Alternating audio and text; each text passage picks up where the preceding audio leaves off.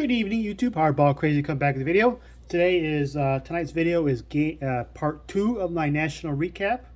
I did a recap on the first day and overall experience at the national. Day 2 is for part 2 is for day 2 and 3, the pickups that I got. I picked up 4 cards.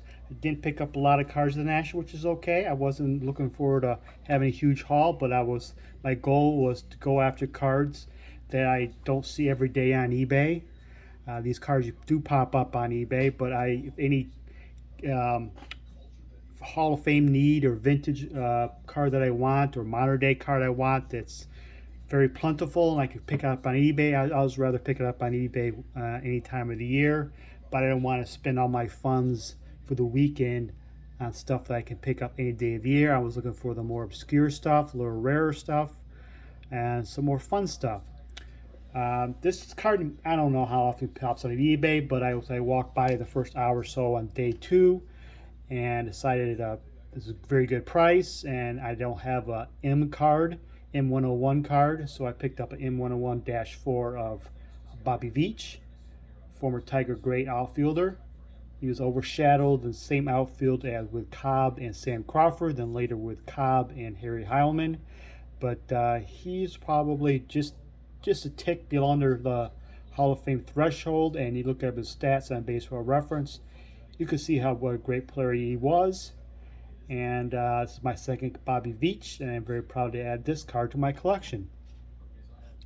Walked around, and if you follow my channel, you know that I'm a big Negro League card collector, and concentrating on cards of playing day cards of Negro Leaguers, and I'm concentrating mostly on the players pre-48 and earlier Baseball Reference official Negro Leagues.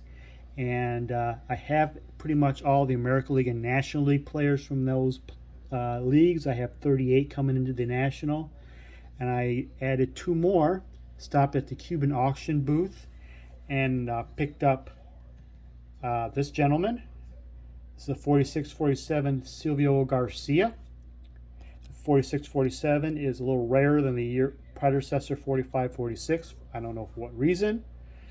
But they are. Silva Garcia is a shortstop. He pitched a little bit in Cuba too, and he's perhaps the greatest Cuban shortstop of all time, or one of.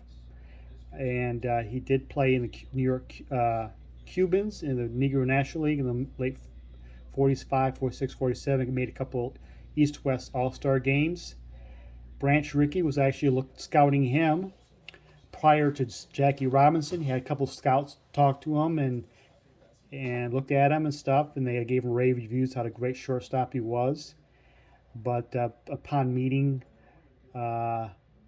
Silvio Garcia, Branch Rickey, gave him the questions and stuff like that, and decided that Garcia is a little more hot-tempered that he would like. Plus, his language barrier is going to not help him any more than African American player to break the color barrier. So he eventually passed on Silvio Garcia. But Branch Rickey was highly thought of by Branch Rickey. So here's Silvio Garcia. So I was going through more of those Caramello Deportivo cards. I was talking to Ryan, the gentleman who runs the booth, and discussing Negro Leaguers and some players that's overlooked, and going through the stack of cards and telling about cards I have from these players and what Negro Leaguers I have. And I think I impressed them a little bit without bragging that I have card collection I have accumulated. And as we were talking about the Negro Leagues, not just card-wise, but players as being talked about or covered and celebrated as more as it should be than the top 5 or 6. It's always been celebrated. You know those names. And there's a lot more Hall of Famers like Willie Wells and Biz Mackey and Mule Suttles and Turkey Stearns and Judd Wilson and Hilton Smith and Ray Brown. Those are all legit Hall of Famers, but people barely know anything about them because we all hear about is Satchel Paige and Cool Papa Bell and Josh Gibson and Buck Leonard and Rube Foster and Oscar Charleston. Those are great players, but there's more than just those 5-6 guys. So you agree with me? We talked about that. And as I was going, he had a stack of early 30s, like 31, 32 Doble Aguila set. It's a Venezuelan set, and told him I was looking at a Totelo Vargas card on eBay on my watch list, but I kind of sat on it for a while without purchasing it, but somebody else did. And he asked me, "Oh, you're a Totelo Vargas fan?" And that's my favorite player. And I said, "Yeah, I'm a fan of him, the Dominican Deer." He reached down in his showcase, grabbed this card here, and says, "Dude, just take it." I said, "Are you serious?" "Yeah, just take it."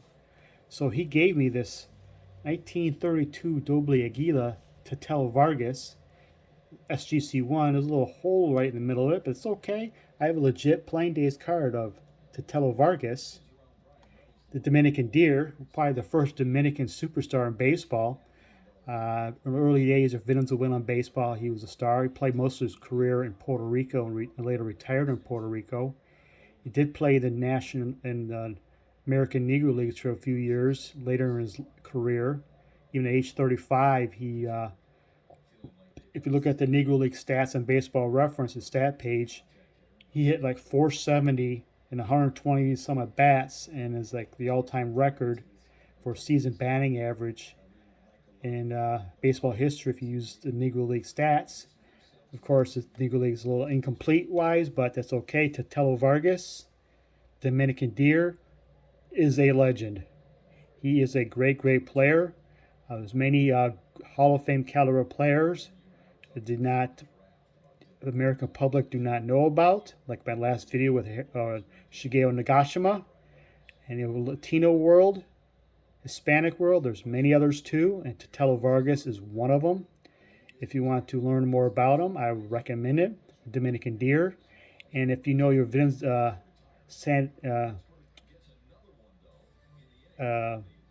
Dominican Republic, San Pedro de Macorís, you know that city. If you know the 80s baseball, all the great players that came out of that city. I'm thinking Tony Fernandez, Juan Samuel.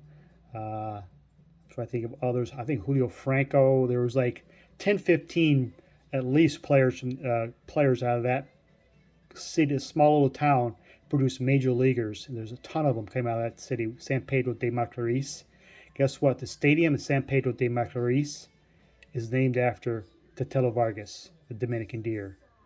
So he is a legend. I am so proud to add him to my collection. I've never thought I'd add a Totelo Vargas to my collection. This is a 31 or 32 Doble Aguila. It's a Venezuelan set, I believe.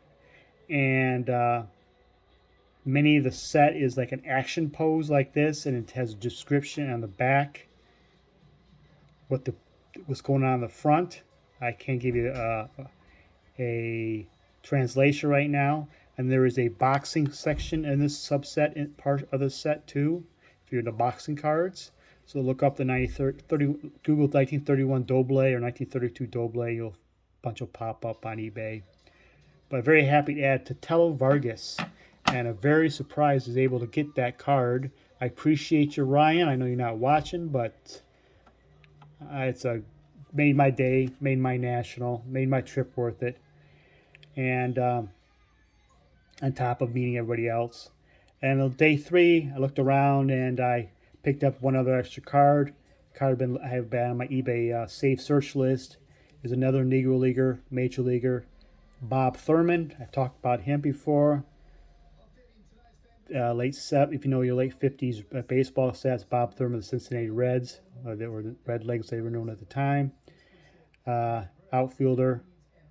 He was a Negro Leaguer too. This is a mother's cookie of San Francisco Seals, the PCL. He played between the Negro Leagues and the National League Cincinnati Reds. And glad to add these old mother's cookies Negro League cards to my collection. I have 3 of them, I think.